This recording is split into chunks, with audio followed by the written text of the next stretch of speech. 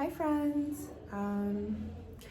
I said I would do a house tour, but I'm moving today. I'm leaving Dhangadhi, where I've been living for 6 months, and I'm going to Kathmandu, the capital.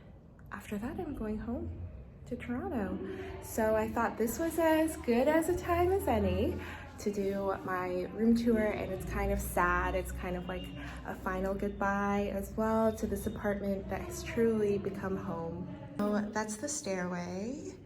Comes up. I have my shoes prepared. I have my suitcase set already. This is my balcony. Oh, I don't have shoes on, so oh well. This is my balcony.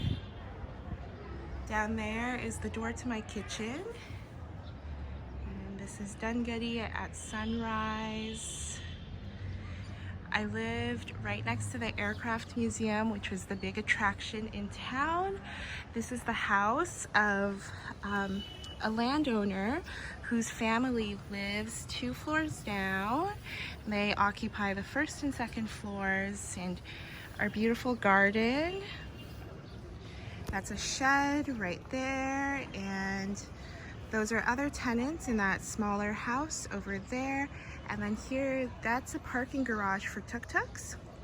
So that's a business venture that they have. And then over there is the main business venture, which is BBC Consulting, and they're an engineering firm. And then on the first floor, they rent it out to other smaller businesses. So they have quite a few ventures, and they grow a lot of their own fresh vegetables. It's just very they're quite well established here, and I was very, very lucky to find this place to live in because it had quite nice amenities, and that's the big attraction in town. So it's very easy to tell people how to find me. I would just say the aircraft museum. So this is the staircase to the top floor, and this was my roof, and oftentimes I would come out and relax on the roof, dance around, wash my clothes by hand, and then I would hang it on the hangers over here. On a clear day, you can see the Himalayan mountain range. It's all around, and it would be absolutely gorgeous, but still very stunning right now. And I would hop over this ledge and just sit over here and watch the sunset after work. And sometimes I would do yoga up here. So it's a wonderful place. That's my water tank. So I only had cold showers.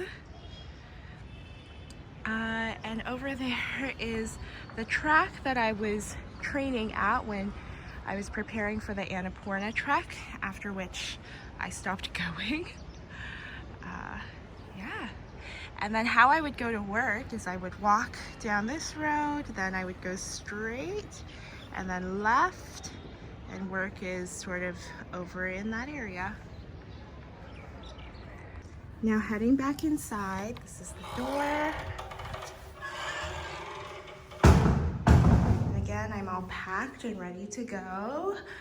On our immediate right, this was my extra room. So I had my suitcases over here, and those are 2 yoga mats, and I would lay them down against this wall and have those cushions like against the wall, and that would be my seating area. I would just lie down there. This is an earthquake kit because Nepal is quite earthquake prone. So in case of an emergency, there are all kinds of things in here to prep for an earthquake. And then I have these 2 chairs, and I would sit on the floor, and these would serve as my tables. So yeah, this is my blanket. It became too thin later on because the weather got really cold, and that's when I started wearing 6 layers to go to sleep. So all of my sheets and pillowcases, I'm leaving. I bought all of this stuff. This apartment came empty, so I'm leaving this for my landlords. Yeah, pair of clean socks. I have like polysporin, aloe vera,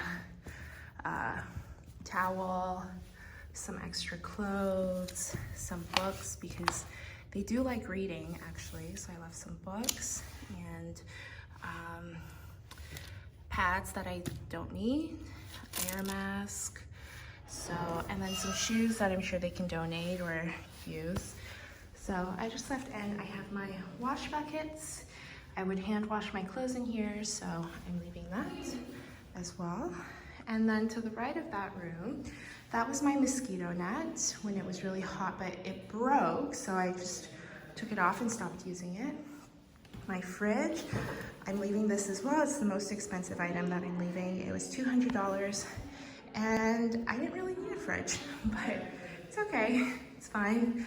Toaster that I used once or twice, so that's another thing. So this is my kitchen.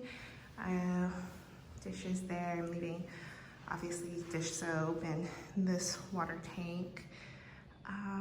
Yeah, I'm leaving some salt. All of my pots and pans and plates and knives and everything. Now I'm leaving here. They like it, so I'm gonna close it up because they do like it. It's closed. There we go. And yeah, everything that I don't really need or want. My induction and spices. I didn't have that many. Please don't judge me. I'm not a cook. And over here, I have my bathroom. So that's the toilet. Toilet paper out of the bidet, which, oh, I don't know how I'm gonna live without a bidet, without cleaning my ass every time I go to the washroom. It's really the way to live. And open shower, cold water only from the water tank that I showed. That's where the water would come from. And so every night I would take a cold shower, and it was not easy for me. And then just the sink and me. Then over here is my bedroom. This is where I spent most of my time. This is where I meditated, where I slept. This was my place. So mattress I purchased, but the bedstand is theirs. Obviously I'm leaving it. When it was very hot, like up to 40 degrees Celsius, this came in quite handy, and that's from the landlords.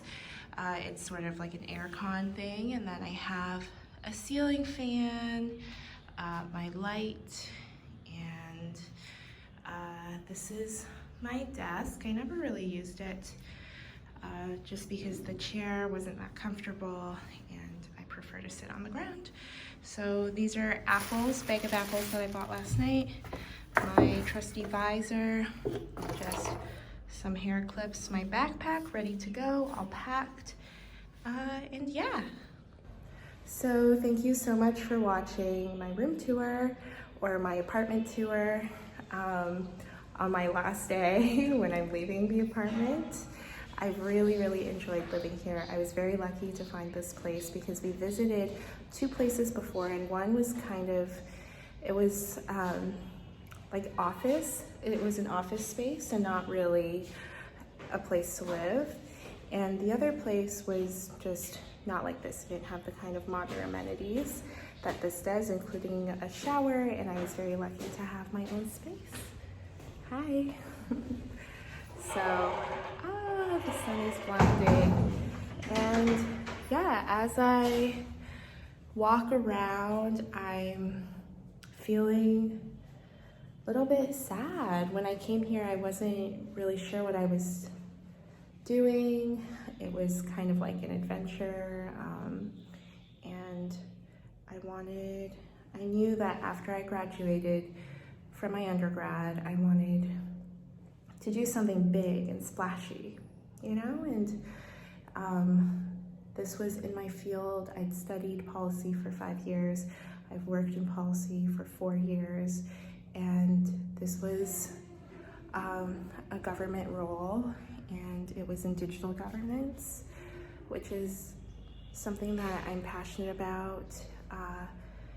And yeah, I thought I could be effective here, and I also thought I could learn here. And I'd never been to Nepal. Oh, and I really wanted to work somewhere in Asia. That was a priority of mine. I wanted to Sorry, my hand's shaky. I wanted to, it's hard to talk, but okay. So, you know, my parents are immigrants. Well, my mom is like a first generation immigrant, and I wanted to work in East Asia. I know Nepal is considered Southeast Asia, but it borders China and it borders India. It's like right in the middle. And I wanted to be closer to my roots. I wanted to learn more about Asian culture and history and to live in an Asian country. And that was a big factor of deciding to come to Nepal. And I'm really glad that I did. So, yes, thank you for watching.